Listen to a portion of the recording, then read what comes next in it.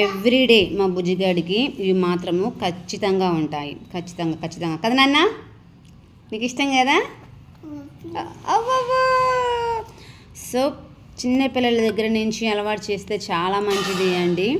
నేనైతే బాబు పుట్టిన 6 మంత్స్ నుంచే నేను ఈ బాదం పప్పు పెడుతున్నాను. అయితే ఇలా కాదు, ఎలా పెడుతున్నాను ఏంటనేది నెక్స్ట్ వీడియోలో నేను చెప్తాను. ఇప్పుడైతే ఎలా పెడతాను అంటే చూపిస్తారండి. ఎప్పుడైనా సరే పిల్లలకి మొత్తము ఇస్తే కచ్చాపచ్చా నవిలి మింగేస్తారని భయంతో నేనైతే 1 by 1 ఇలా పెడతాను. పిల్లవాడు ఏంటి అంటే అలవాటు కాబట్టి ఇంట్రెస్ట్గా తింటాడు కాబట్టి బుజ్జిగాడు అలా తినేస్తాడు అండి. ఇదిగో ఇలాగా మళ్ళీ ఇంకోటి పెడతాను, అలాగా తనే తీసుకొని తింటాడనమాట. బాగుందా నాన్న? అది నవిలి మింగిన తర్వాత పెట్టేసుకో, ఓకేనా? Very good bye.